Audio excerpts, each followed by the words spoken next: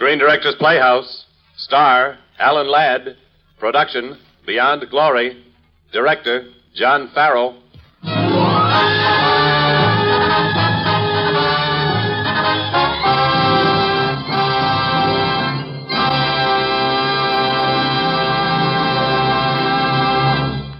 This is the Screen Directors Playhouse, one of the weekly features on NBC's All-Star Festival of comedy, music, mystery, and drama. Brought to you by the makers of Anacin for fast relief from the pain of headache, neuritis, and neuralgia, and by RCA Victor, world leader in radio, first in recorded music, first in television.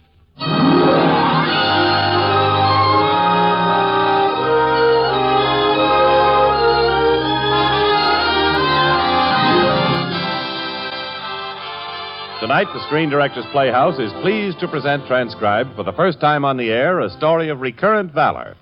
Here now is the first act of the Screen Directors Playhouse presentation of Beyond Glory, starring Alan Ladd in his original role of Rocky Gilman, with Peter Hansen as Lachlan.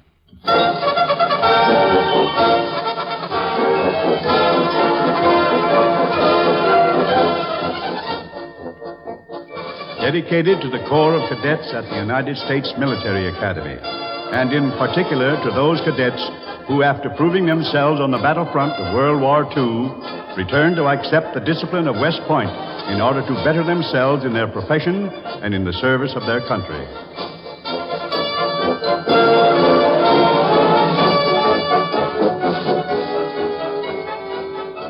The Board of Investigation at West Point is in special session. There is an air of tension which is heightened by the contrast of uniform and mufti which dots the room. Introductions are just being completed between the board and three newcomers who have just entered. Gentlemen, this is Mr. Denmore Sr., Raymond Denmore Jr., and I am Lou Proctor, their attorney. How do you do, gentlemen? This is Mr. Julian, chairman of the board. I am General Bond, superintendent of the academy. How do you do? How do you do, sirs? You gentlemen all ready? Yes, we're quite ready, thank you. Then will you sit at this table here, please? Come in, sir. Sir, Cadet Gilman reports to the superintendent as ordered. At ease. Your place is there. Mr. Julian, if it's agreeable to you, I believe everyone is ready to proceed. Our principal witness, Cadet Gilman, is here. Instead of using the term witness, sir, we prefer to call him defendant, General. That is a question for the board to decide. Go ahead, Mr. Proctor. Thank you, sir. Now, on the surface, this matter would appear too insignificant to justify the convening of a group as this. A congressional board of investigation under the distinguished chairmanship of Representative Julian. My client's son, Raymond Denmore Jr., was compelled to resign from the United States Military Academy for an alleged violation of something with the high-sounding name of the Honor Code of the Corps of Cadets. He was accused of lying by another member of the Academy, Cadet Captain Rockwell Gilman. An apparently insignificant matter, important only to Raymond and his family. An incident. But we are going to prove that only at West Point could such a deplorable incident occur. We believe that the Academy is undemocratic and therefore a misuse of the taxpayers' money. Gentlemen, we object to these inflammatory remarks. Cadet Gilman is not on trial. He was called as a witness in this proceeding. If counsel can prove these accusations and link them with the matter at hand, they're admissible, General. Thank you, Mr. Julian. I should like to call Mr. Denmore first and then his son. Very well. Mr. Denmore, would you take the witness chair and tell us how and when you first began to worry about Raymond? Well, it was about 2 months after he entered the academy. Now, Ray is not the kind to complain, but we could read between the lines. Finally, one letter came that worried us very much. So I took a plane and dropped in on this. We received your letter, Mr. Denmore. I have here your son's records. He certainly has no academic difficulties. No, he's a bright boy. It's something else. The physical side? Well, it isn't the normal course of training, General. It's this hazing, this bullying. Bullying? There is no physical mistreatment of fourth-classmen at the academy, Mr. Denmore. I'm afraid that's not what I heard, General. You've made a very serious charge against the academy, Mr. Denmore. I'll look into it immediately. In the meantime, why don't you drop in and see your son? I'll take you down at once.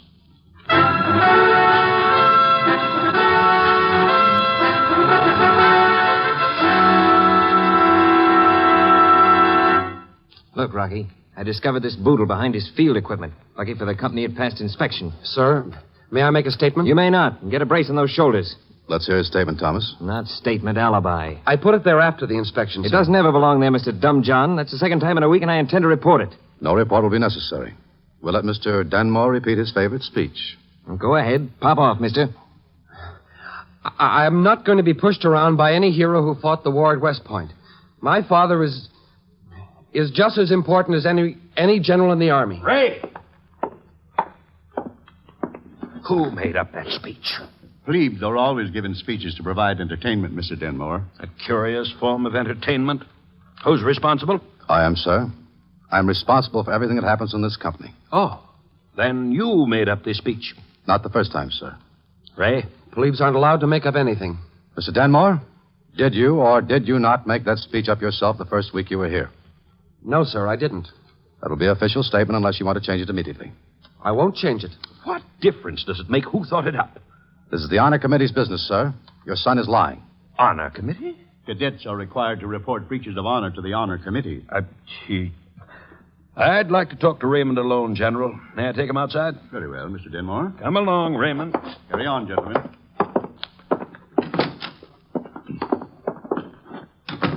Now, Ray, I want to know the truth. Did you make up that speech on your own? No, Dad, I didn't.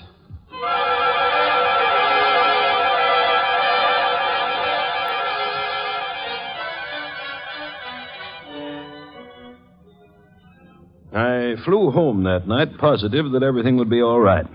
Later in the week, Raymond arrived. He'd been forced to resign from the academy. Convicted on the unsupported testimony of the man who had been persecuting him, Cadet Gilman. I would like to make an official statement concerning treatment of new cadets by upperclassmen. Under no circumstances is an upperclassman allowed to strike a plebe or order him to do anything injurious to his health or repugnant to his conscience. There is no regulation of the academy more strictly enforced. There are many methods of mistreatment, General. Raymond, would you take the stand, please? Now, suppose you tell us about a few of your encounters with Cadet Gilman so that the board may judge whether or not there is any bullying at West Point. Well, it began the first day we got here. We'd all heard about the beast detail that would be waiting for us when we got inside the barracks area. And none of us knew exactly what the upperclassmen in the detail were going to do. We found out soon enough. When we were ordered to halt and fall out. Drop the bag. Drop it. Stand tall, mister. What's your name? Ray Denmore. No, it's not. It's New Cadet Denmore. You understand? Yeah? Yes, sir. Yes, sir. Now, what's your name? New Cadet Denmore. New Cadet Denmore, sir. New Cadet Denmore, sir. That's better. Now, pull up your tie, roll down your sleeves. Mr. Denmore, you've joined the best company in the Corps. Do you know who's going to make it that way? Yes, sir. You are, that's right. You're to salute all members of the detail. We'll recognize them by the white gloves. Yes, sir. Keep on the double in this area at all times. Do you expect me to remember all of this? You didn't have permission to ask a question, mister. Now, let's hear your report to the first sergeant. Sir, New Cadet Denmore reports to the first sergeant of the first company as ordered. Very well. Report to the first sergeant.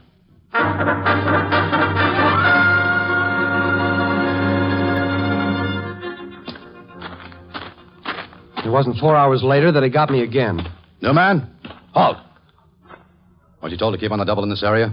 Yeah, I guess I was. You don't guess. You either know or you believe. It's yes, sir, no, sir. Yes, sir. And you salute when you're spoken to. Yes, sir. Pull up that chest. Move in that chin. You have to keep on the double as you're told. Yes, sir. Now, where are you going? To the post office, sir. Oh, you're not? You're going to the barber shop and get your hair cut. Yes, sir. On the double. Yes, sir. Post.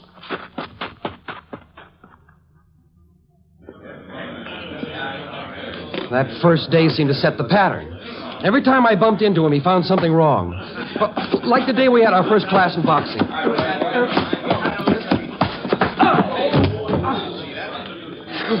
All right, Sanders. You hurt? All right, come on, get up there. Weren't you told left jab only, Mr. Denmore? I guess I forgot. Someday you're going to forget and get hurt. Leading with that phony high school right cross of yours. Don't you believe in my right cross, sir? No, I don't. Let me see it.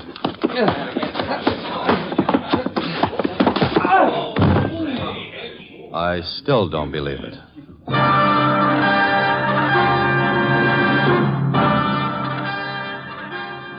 How about the speech, Raymond? Well, there was no regulation I knew about a man mentioning his father. Anyway, all I said was that he'd done all right where we'd come from. I guess Gilman must have heard about it. And made up the speech for you? Yes, sir. Sir, that is not true. Your turn will come, Mr. Gilman. Gentlemen, you must realize by now that this so-called honor committee was merely a secret group designed to perpetuate the autocratic army system. Now we propose to show you how false and unfair that system can be by examining the character of the man it's championing. A man who came to this academy while this country was still fighting in Japan. Mr. Chairman, this attack on the academy and on the character of Cadet Gilman is completely unexpected. We request an adjournment until tomorrow. Granted. We will convene here tomorrow at 9. Just a moment, sir. We are making very serious charges against Cadet Gilman. What guarantee have we that he'll be here tomorrow? I'll be here, sir. Shouldn't Cadet Gilman be placed under guard? He has given his word. I'm sorry. I should like something a little more positive than that. Very well. Cadet Gilman, you are hereby confined to barracks after evening meal formation, and you will discuss this matter with no one. Yes, sir. The meeting is now adjourned.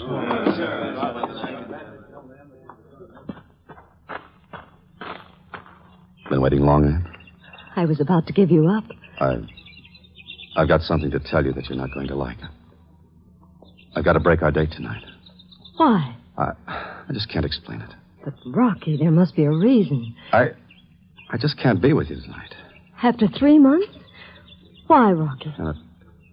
I can't tell you about it. Good night, Ann.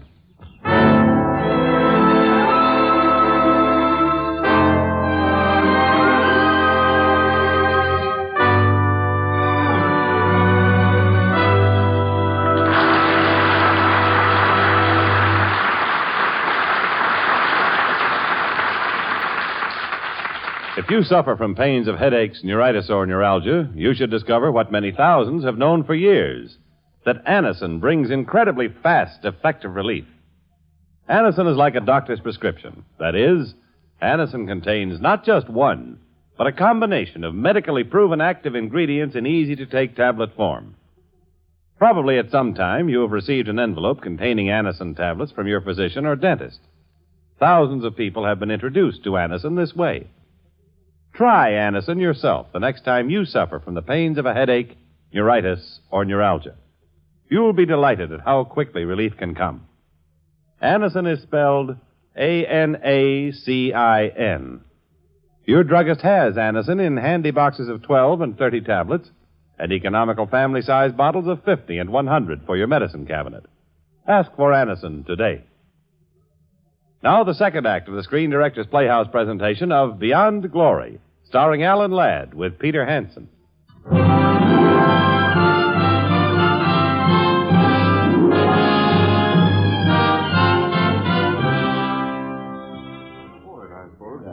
Thus, gentlemen, 24 first-classmen are elected each year by the entire Corps to serve on the Honor Committee.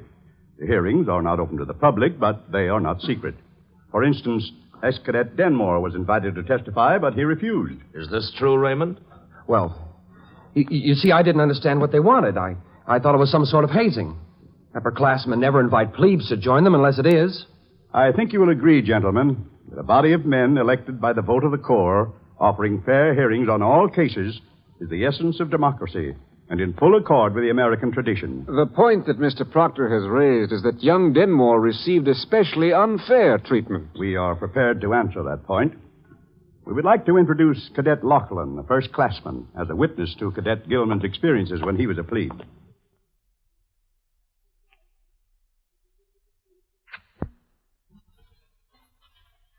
Take the stand, Mr. Lachlan. Yes, sir. Mr. Lachlan, you saw a good deal of what Cadet Gilman went through as a plebe, didn't you? Yes, sir. His first year as a plebe, my second. I had a little trouble with mathematics. We sat at the same table in the mess hall. Now, a plebe can't speak unless spoken to, and it's the duty of the upperclassmen who sit at the table to ensure that plebes observe good table manners. You see, I'd known Cadet Gilman before, and at first I was afraid he might object to some of the customs. But, well, I needn't have worried. Sir, the cold beverage to this meal are water and lemonade. Is there anyone who doesn't care for lemonade? Send me water first, Mr. Tom John. Water for Mr. Milton, sir. Get your chin in while you're doing it. You plebes all sit up. You've been dead beating at this table long enough now. Pull out like fourth classmen should. Sit up, misters. Look and act like plebes, all of you. Move your shoulders back. Sit tall. Now, Mr. Gilman, let's have the days. Sir, today is Tuesday, September 22nd. There's a hop Saturday night for the first and second class at Cullum Hall. Third class in South Gymnasium. There's a football game this weekend with Columbia University at Mitchie Stadium. There are 91 days left until Christmas leave. That will do, mister. Think you'll ever make a soldier? No opinion, sir. Form an opinion, mister. Sir, in the fullness of time and under the benevolence of Providence, miracles may occur.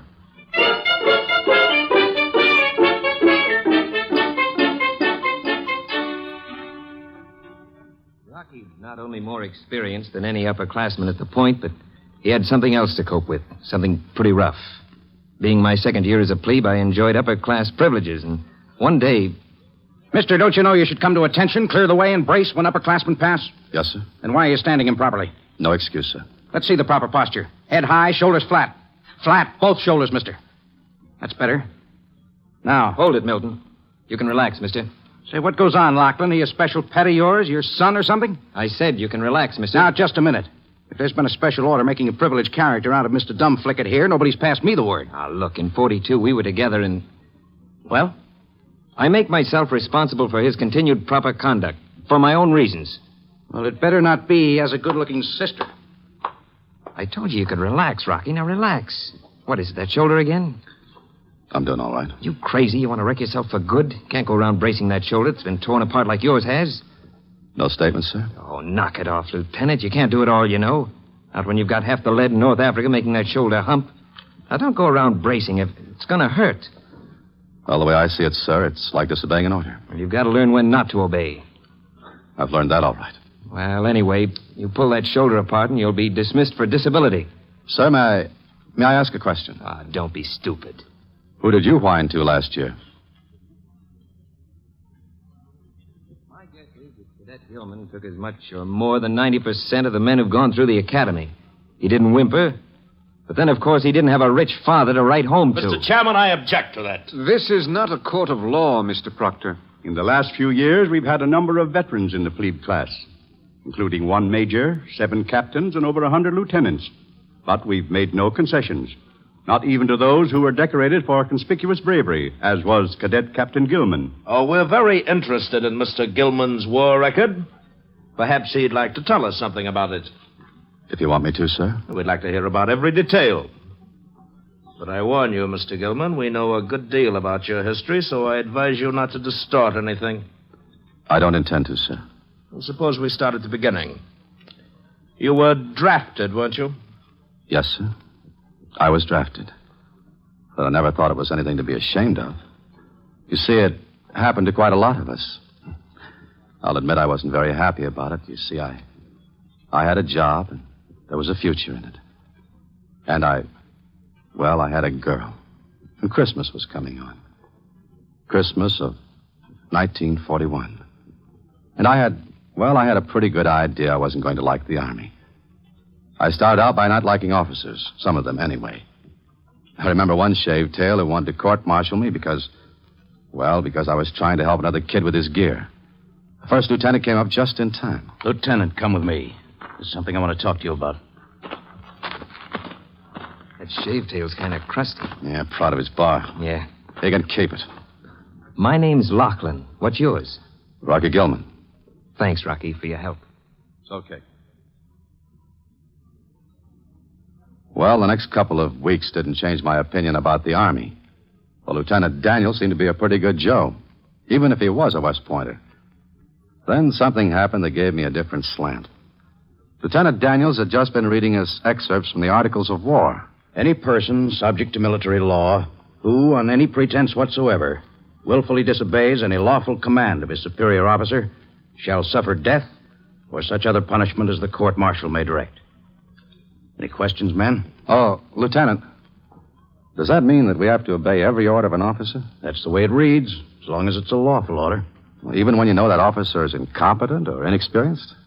Gilman, if you don't like the quality of the Army's officers, that's your responsibility. Huh? Why is it my responsibility? You can apply for officers' candidate school and improve it.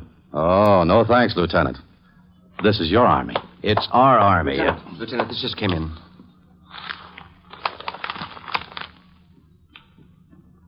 Men, we're at war. The Japanese have bombed Pearl Harbor. You'll remain in your quarters until further orders. Dismissed. Lieutenant. Yes, Gilman? How does one go about applying for officers' candidate school?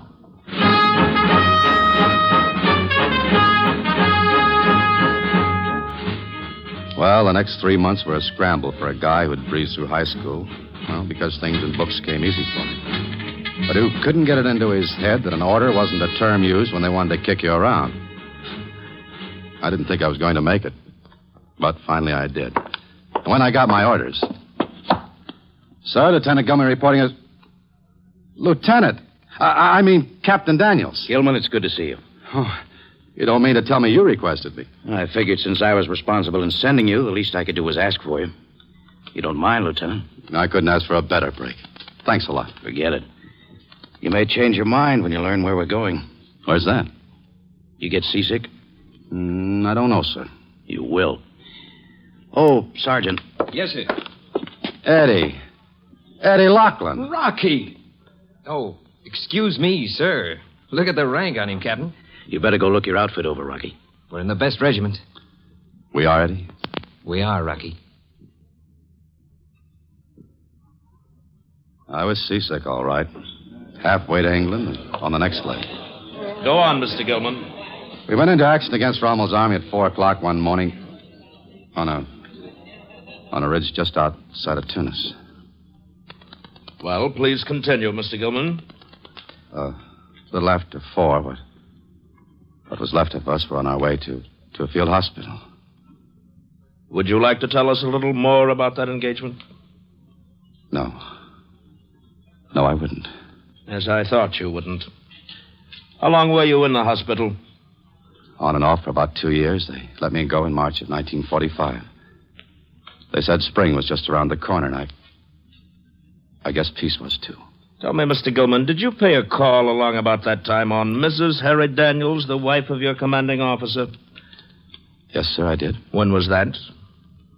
Just before I got my appointment to West Point. And would you care to reveal to us what you had to tell Mrs. Harry Daniels? That was and still is a personal matter, sir. Did this personal matter have anything to do with your entering West Point? In a way, yes. Is that all you've got to tell us? Yes, sir. You may step down. Gentlemen, you have heard Cadet Captain Gilman's testimony. I shall now prove that this paragon of West Point is lacking in all essentials of responsibility, that he's unfit to take his place among normal, decent men. I would like to introduce Mr. John Craig. You please, Mr. Craig. Of course. Mr. Craig was medical corps attendant at Walter Reed Hospital. Mr. Craig, did your duties involve attending on the then Lieutenant Rockwell Gilman? Yes, sir. He was in a 4-bed ward. He was plenty of trouble, too. He had nightmares. I say he deserved them. Ordinarily, I could shake him out of them, but one night, I couldn't make any headway. It's my fault. My fault. 3 minutes. 3 minutes. What's the matter? He's at it again. Oh, easy there, Lieutenant. Easy. Now, take it easy. Hello, Doctor. Now, Lieutenant, you're going to feel a lot better if you can just talk. I don't want to talk. Now, hold still. This is going to help, and, I'll tell you just how it's going to feel. You're going to get a little drowsy, but you'll remain conscious. Now, just relax. Unclench your fist, Lieutenant. Now, start counting backwards from 100. You hear? 100, 99, 98. Start counting. 100, 99, 98. That's right. 97, 96, 95. Come on, keep it up. 95, 94. 95, 94. Yeah, that's fine. Now we can begin our talk. Lieutenant, you're going to remember everything just as you saw it. Every detail. No. Now, don't fight it. You're going to remember everything just as you saw it. It was something that happened in combat, wasn't it? You were being fired at. Yes, that's it. We were under fire. We were on a ridge. Mm-hmm. And you were being shot at? Shot at from an olive grove. Tank kept spitting fire at us every few minutes. Yes, go on. We were holding the ridge. Were you in command? No. Well, who was? He was. Who was he? Say his name. You know it. Harry. His full name. Captain Harry Daniels. You didn't like him, did you? Yes. Yes, I did. Then he was your friend? He was my friend. All right, fine. Now let's talk about the tank. You feel like talking now, don't you? I suppose so. What did you do about the tank? Harry. Yes? Harry took some of the men. He went down the right. I took the rest and went down the left. He ordered me. He ordered you to do what? 4:15. 4:15. What happened at 4:15? He made a racket to attract attention. And you were to attack, to rush the tank? Yes, but I didn't. Why didn't you? I don't know. Yes, you do. No, I don't. I don't know. Think. You knew if you didn't, Captain Daniels would be knocked out. Now, why didn't you attack, Lieutenant? There must have been a good reason. There wasn't any reason. But you did go after it. No. You got the tank, remember? You knocked it out personally with a bazooka. I disobeyed. When I came out, Harry was gone. They don't give the DSC for disobeying orders, Lieutenant. Now, there must be something, some reason you didn't come out. Yes, there was. I turned yellow. That's the reason I turned yellow. I killed him, Doctor. I murdered my best friend.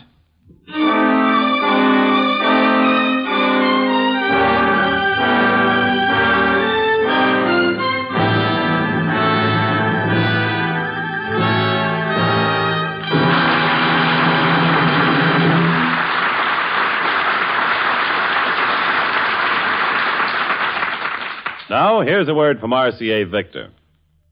5 in 1. 5 superb instruments in one great combination. That's what you get when you invest in RCA Victor's new television radio phonograph combination, the Rutland. Yes, here in one beautiful cabinet, you'll find big 17-inch RCA Victor million-proof television. Television that brings you clear, bright pictures. Steady pictures that are locked in place by RCA Victor's exclusive eyewitness picture synchronizer. You'll enjoy the latest and greatest RCA Victor AM and FM radio, plus 2 superb automatic record changers for recorded music at all 3 speeds. Yes, 5 superb instruments. Yet, because you pay for only one sound system, only one cabinet, their cost is far less than what you'd pay for comparable console instruments separately. So when you invest in a television set, insist on the best. Insist on RCA Victor television. See and hear the Rutland and the many other fine RCA Victor television sets available now at your RCA Victor dealers.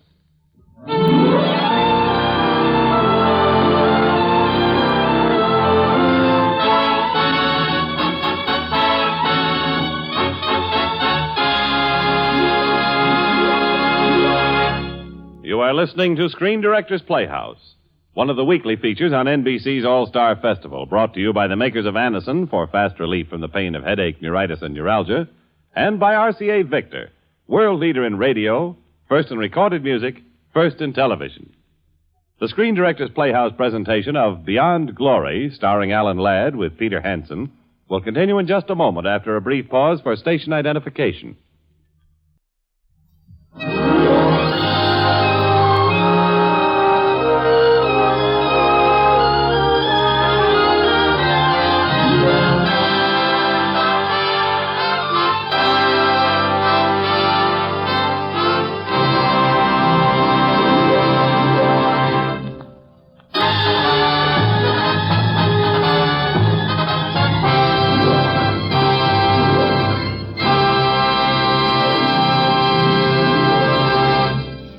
This is the Screen Directors Playhouse. We continue with the third act of Beyond Glory, starring Alan Ladd in his original role of Rocky Gilman, with Peter Hansen as Lachlan and Betty Moran as Anne.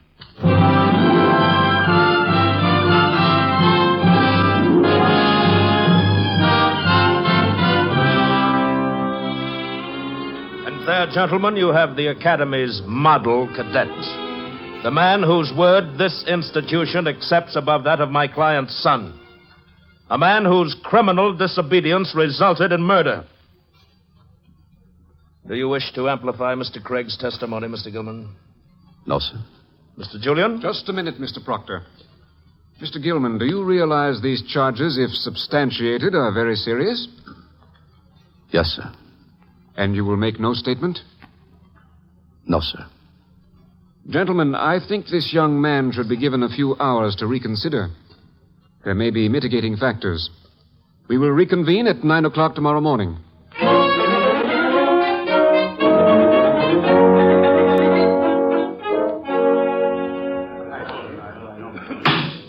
Gentlemen, the board is now in session. But I see that Cadet Gilman is not here. We have someone looking for him now, Mr. Julian. I wouldn't bother, General. I understand that Mr. Gilman has left the academy, I believe, permanently. Why, that's impossible. It would have been reported. You see, General, I haven't the naive faith that you have in your so-called honor committee. I took the rather practical precaution of having Mr. Gilman followed. I assure you he was in New York last evening at a certain young lady's apartment. And I believe, gentlemen, that closes our case. I move that you recommend the reinstatement of Mr. Denmore's son and the immediate overhaul of the Academy's administration. Just a minute, Mr. Proctor. Sorry to be late, sir, but... I'll hear your explanation later, Mr. Gilman. Yes, Take sir. your place. Mr. Gilman, have you decided to make a statement? Yes, sir. Mr. Chairman, I object. This man has proved his unreliability by leaving the Academy without permission. Whatever he says is bound to be suspected. Nevertheless, we will hear him, Mr. Proctor. What have you to say about Mr. Craig's story? It's true, sir. Exactly as he said. You are admitting your disobedience caused the death of Captain Daniels? Yes, sir. That's not true. And you mustn't. Just a moment, please. What is your name, young lady? This is Harry Daniels. Mr. Gilman isn't responsible for anybody's death. Are you sure of that, Mrs. Daniels? I know Mr. Gilman too well to believe anything like that. I've known him for 3 years. Mrs. Daniels, may I ask you, did you know him before your husband That will do, Mr. Proctor. If you'll just let me tell you about him. How we first met. How and why he came to the point. How he's done everything in his power to make a perfect officer out of himself. I think you'll see he can't be guilty of I suggest that the young lady confine her testimony to what happened last night in New York. As I have said before, this is not a court of law, Mr. Proctor. Please be seated, Mrs. Daniels. Most irregular. I first met Mr. Gilman on VE night. The streets were crowded with people celebrating. But I didn't go out of my apartment. I understood how they felt and couldn't blame them for wanting to celebrate. They were happy and relieved that half a war had been won. To me, the war had ended a long time ago. On a hill in...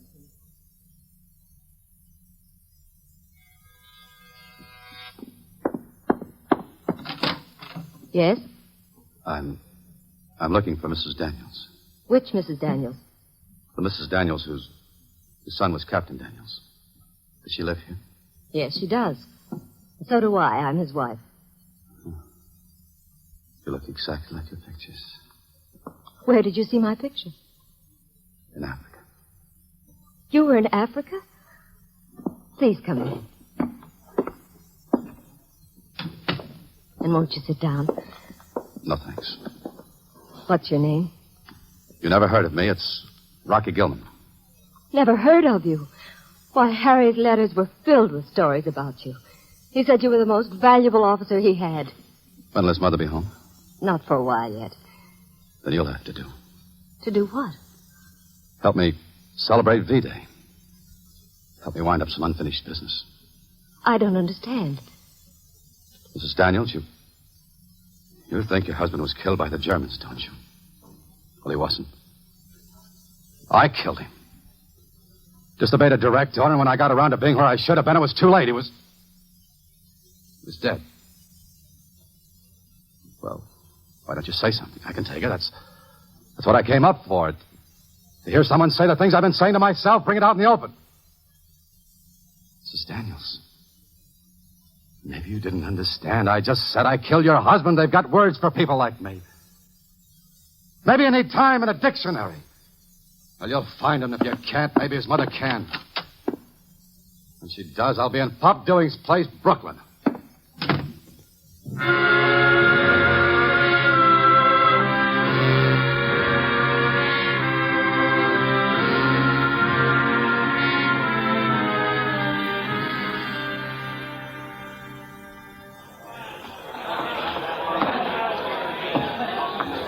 Could I speak to you, please, Mr. Gilman?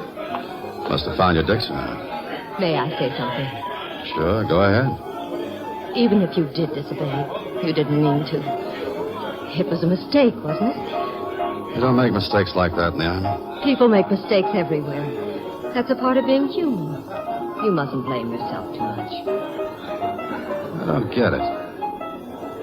Didn't you love Harry? I loved him very much. Then why are you concerning yourself about me? You're just like all these people around here, all dancing on coffins. Don't you know 1,000,000 men died for this day? They just believed it's over. What's the matter with everybody? And what's the matter with you? I don't get your kind wording me. I think maybe I could make you understand. But not here. Where? Will you come with me? It's not far. All right.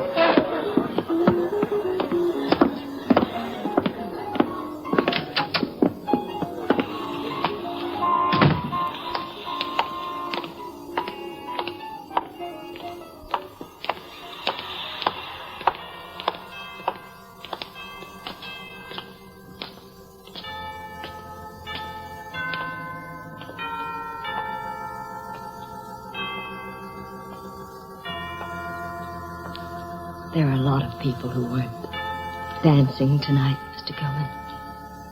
Yeah, I see what you mean. They're here every day.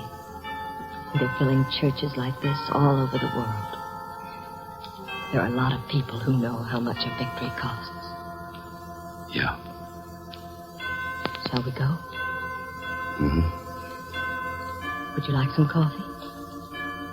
No, I think I'll be running tonight. Good night. Oh, thanks for the new slant. I'll do some thinking about it. I hope you will. Good night. Good night.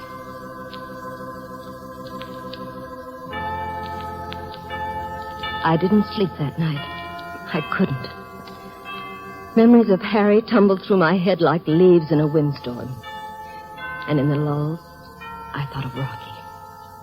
Tortured by a guilt complex that was on the verge of unsettling his mind.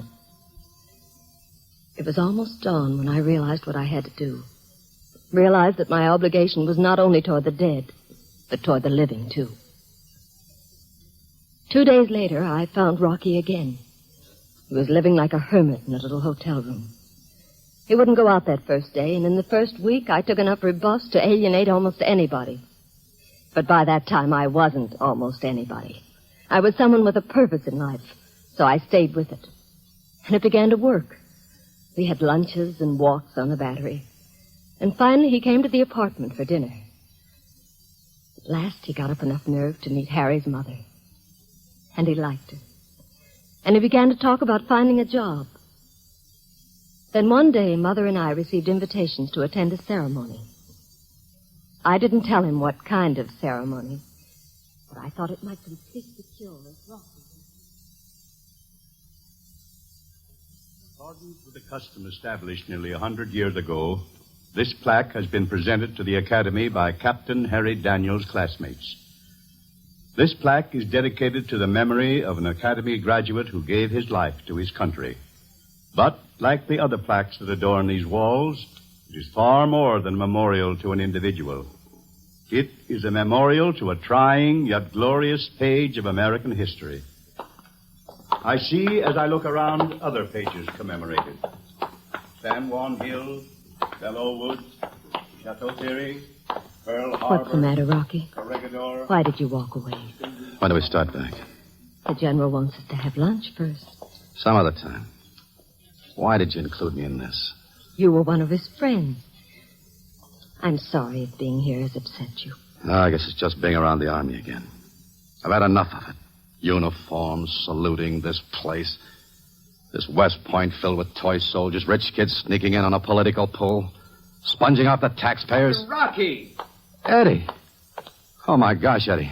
What a surprise. You're looking great. Oh, Ann, this is Sergeant Lachlan. Used to be Sergeant, that is. How do you do? He was in our outfit, too. That's right. Oh, Eddie.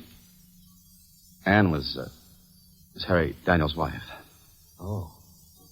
I was in the captain's company, and, well, we all thought he was tops. Thank you. Hey, what's a guy like you doing in this place?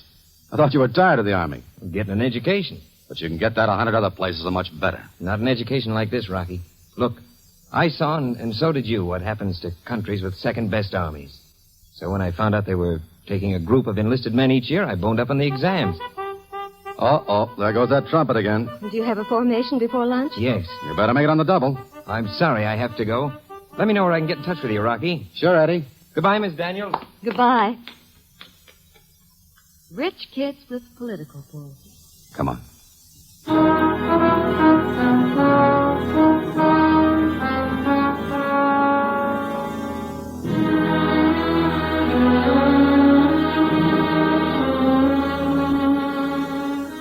Mother, I'm going out for a while.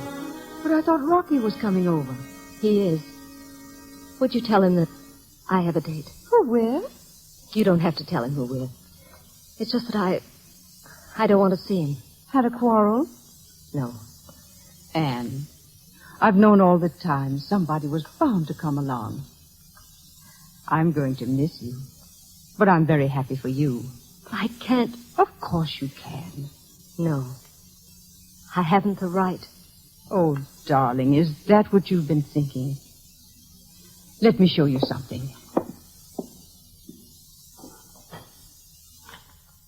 I suppose I should have read this to you sooner, but, well, like Harry, I wanted to wait for the proper time. This was his last letter. I'll read the part about you. Listen. And now, Mother, I want to say something very serious. Things happen fast here, and you never know. If I'm unlucky, I want you to give Anne a message for me. Not right away, but when the time comes. I don't want her to mourn me too long. She's too young to spend the rest of her life living with a memory. I want her to have a normal life. To have a husband and a home and... Well, darling, that's about all. But you know that Harry meant every word of it. That's probably Rocky now. Hello, Anne. Hello, Rocky. Hello, Mrs. Daniels.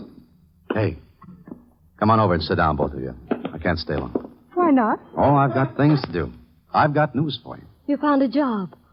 Well, maybe you'll call it a job. It only pays a couple of bucks a day. And keep... Where did you find a job like that? West Point. West Point? Rocky, you're not serious. Well, what's the matter with West Point? Oh, well, nothing except... I didn't think you liked the Army. Well, that trip you took me on, it started me doing a lot of thinking. Oh, Rocky, we're both so proud of you. There isn't a finer thing... Oh, now, wait a minute. Don't start blowing the bugles yet. You see, I've figured it out on a strictly cash basis. It's a free ride. The taxpayers are footing all the bills. And they say it's one of the finest engineering courses in the world. Why, you know, a graduate can get a job any place he wants to. So, in 4 years, I'm in business. 4 years. Wonderful, Rocky. Just wonderful. We've not much longer here to stay, or in a month or two. I knew all that talk about a free education was a blind to cover the truth. I knew he was trying to pay the debt he thought he owed by taking Harry's place. But what I thought about most was that Army regulation which said that if a cadet married before graduation, he would have to resign from the academy. The only thing I had to cling to was a date 7 months off.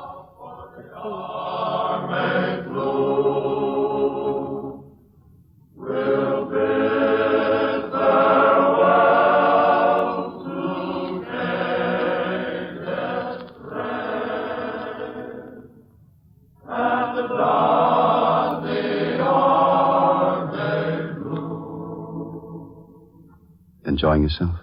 It's fun. But I wish it was more often. Only 3.5 years till graduation. Then what? Then what? Uh-huh. Why, then I get my commission. Here's hoping they'll be married soon and join the army crew. Army Blue. I love it. You'll be back for Easter, won't you? Do you want me to? You know I want you to.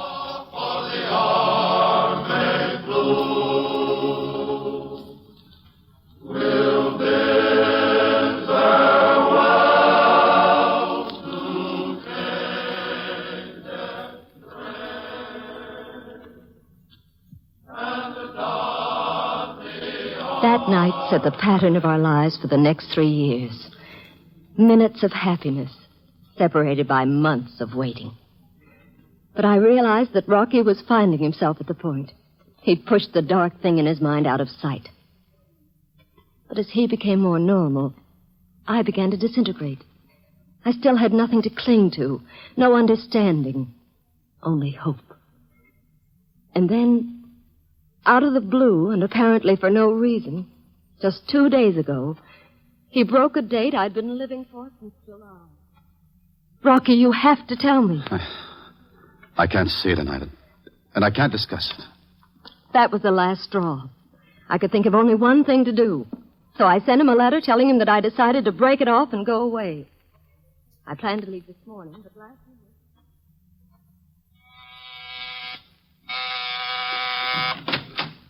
Rocky! Well, aren't you going to let me in? What are you doing in New York? And in civilian clothes? I picked them up at Pop's place. How did you happen to get leave? It doesn't matter. The only thing that matters is that we go away. Rocky, answer me. Do they know you've come to New York? What difference does it make if they know? You're deserting? I'm saving them all the trouble of firing a misfit, that's all. Oh, Rocky, I don't understand, but you have to tell me. You must be in trouble. Please tell me what it is. There's nothing to tell except what I just realized today. I'm just not for the point. I'll never be a soldier, and, well... So I beat them to the punch and resigned. You resigned? Yes, there's a phrase that says, for the good of the service. For 3 years, you... For 3 years I've been tending to you and to myself and to the point that, well, that I could make up for a mistake. But this can't be done. Oh, it's only cowards and weaklings who can't rise above a mistake, who aren't the better for having made one. Can't you see, Rocky? I can see that you're making a good try, but it's not good enough. Where are we going? We're not going anywhere. You're going back to the point. Didn't you just write me and tell me that you couldn't stand being apart? Yes, I did. Well, don't you see? We're not going to be apart any longer. Isn't that what you wanted? Yes, I thought it was.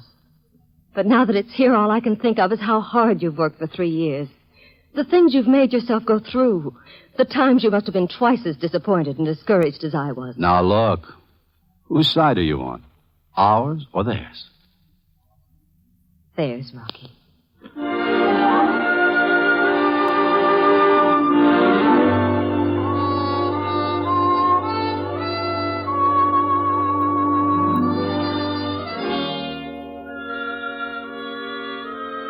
I won. Finally. I think perhaps because he wanted me to win. So early this morning, I drove him back to the point in time for him to tear up his letter of resignation. This is very touching, but aren't we getting away from the original point? This man's flagrant disobedience caused the death of his commanding officer. What does the Army do in such cases? I think it calls for a general court-martial, doesn't it? Mr. Julian, the Academy has one more witness. Dr. Joseph White, formerly a psychiatrist at the Walter Reed Hospital in Washington. With him is Cadet Laughlin, who has already been on the stand. Dr. White. Gentlemen, our department had a great deal of experience with combat neuroses. Oh, perhaps 5,000 cases. Usually, I can spot the source of trouble, real or imagined, in a very short time. We're interested in Cadet Gilman, Doctor, not in lectures on psychiatry. That's the reason I've asked Mr. Laughlin to be on the stand with me. Mr. Laughlin, will you please tell the board exactly what you told me concerning the incident in Tunisia? From the start, if you will, please. Well, what was left of our company was on a ridge. It was about 300 yards from an olive grove. We all knew what was in that grove, something that was due to come out at daybreak and stalk us. Stalk us and pounce. That's the way that brand of tank worked. That's why we called it the Tiger.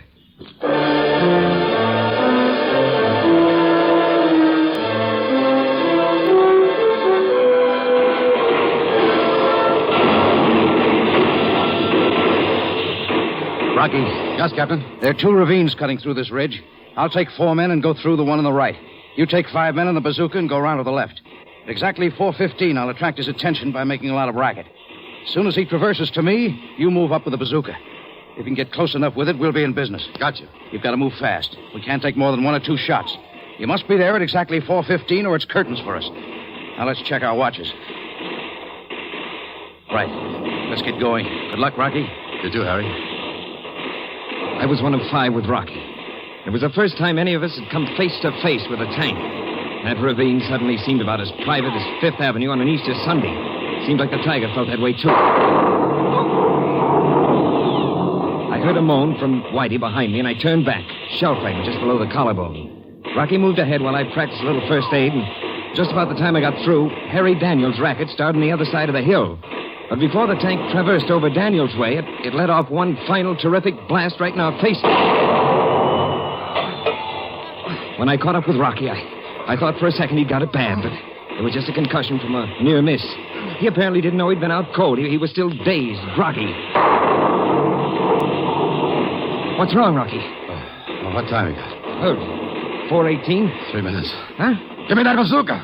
He grabbed it, crawled straight through the muck and rock and men and machines until he was almost in the tank itself. And then he let fly. You got him, Rocky. Come on, let's get to Captain Daniels. Okay. 3 minutes, just 3 lousy minutes.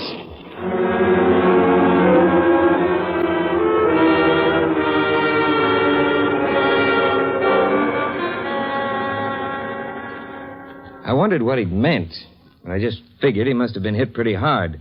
I never knew until Dr. White told me today that Rocky thought he'd spent those 3 minutes getting up his nerve to go after that tank. You mean I was out for 3 minutes in that gully? That's right. Gentlemen, this is the link I failed to find. During those critical 3 minutes, Gilman was not clinging to the ground, numbed with terror, as his combat-shattered nerves later convinced him. He was unconscious, and therefore not responsible. Eddie, why didn't you tell me this before? You never would let me talk about it, Rocky. Remember? Mr. Chairman, I would like to... Doctor, you shut up. What? Why, Mr. Dunmore. I said shut up. And you, Raymond, you come with me. Now, Raymond, I want you to face Mr. Gilman and tell him he's a liar. Yeah, so that's it. All right. Go and wait for me in the car. I guess I was all wrong about everything here, General, and I want to apologize for all of us. Mr. Gilman, I'm very sorry, sir. Thank you, sir. Guide us, thy sons of light. Teach us by day, by night. In graduating this class, I say to you who have chosen to devote yourselves in the military service of the nation, you help man the fortress for which freedom still finds need. This, your immediate mission, is one upon which the very existence of our nation may depend. The fortress must be strong. Its garrison the embodiment of military efficiency. So long as West Point's graduates continue one in spirit with the men they lead, that long shall this school live in the proud boast that it serves America faithfully and well.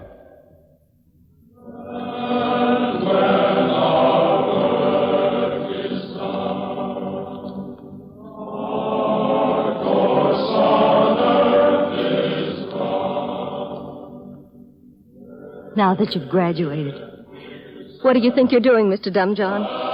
Nothing, ma'am. Get a brace on those shoulders, mister. Yes, ma'am. You think you'll ever be a soldier, mister? No opinion, ma'am. Don't you know how to behave in the presence of your superior officer? Yes, ma'am. Well, don't just stand there. Mission accomplished. Beautifully done, Lieutenant.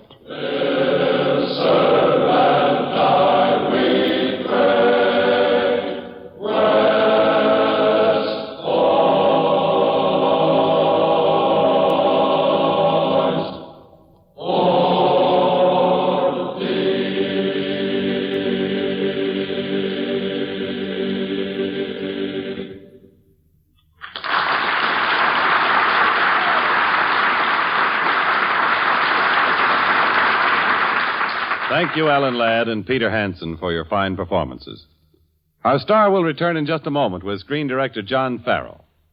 Next week, the Screen Directors Playhouse will bring you one of the greatest Western stories of all time, The Gunfighter. And our star will be Gregory Peck, with screen director Henry King.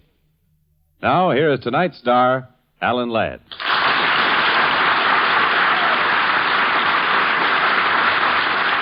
Thank you, Jimmy. Ladies and gentlemen, in the making of a picture, there are many important elements. None ever more important than the director. May I introduce the man under whose direction I have made 4 pictures up to now? Mr. John Farrell. Thank you, Alan. Well? What do you mean, well? Well, how'd you like the show? Do you know, Alan, I think it's the very first time that I ever really heard the whole story of Beyond Glory. I'm not surprised. When we got to West Point, do you remember what General Taylor said to us? I certainly do. He said very firmly, "Gentlemen, I would like to see the script." And you said, just as firmly, "General, so would I." It was true, too. We only had a half a page when we got there, but with the help of General Eisenhower, the Academy staff, and the Corps of Cadets, it worked out, and I think it helped. You know, John, I was mighty happy to do the picture. And it might interest you, ladies and gentlemen, to know that at the time we made Beyond Glory, every university in the country was overcrowded. But West Point had only a few applicants for admission. In view of the situation, the Army suggested to one of our executives that a picture be made of this great, great institution as it is today. That's true. And the General himself appeared in it, which is a pretty good plus for any picture. And so are you, John. And I'm looking forward to our next one. Thanks a lot, Alan. And thanks for tonight. And my thanks, too, to Peter Hansen. Peter, as you know, Alan, is a member of Paramount's famed Golden Circle of Future Stars. And tonight he played the part of Lachlan. Thanks for being here, John. Good night. Good night, everybody. Good night, everybody.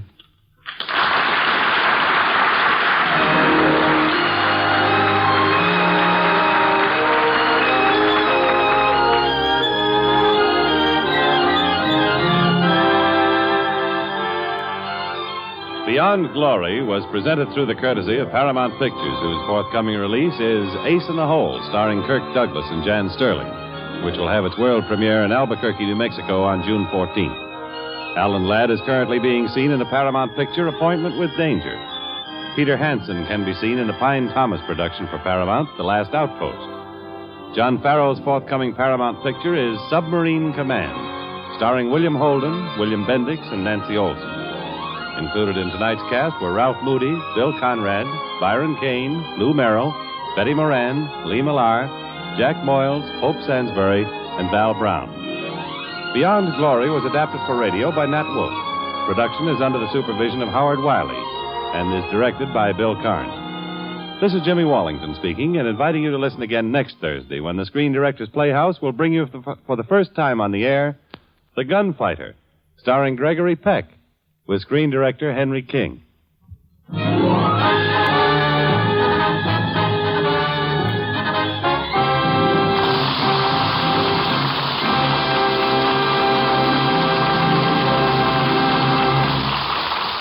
Listen again next week to the Screen Directors Playhouse, one of the weekly features on NBC's All-Star Festival of Comedy, Music, Mystery, and Drama.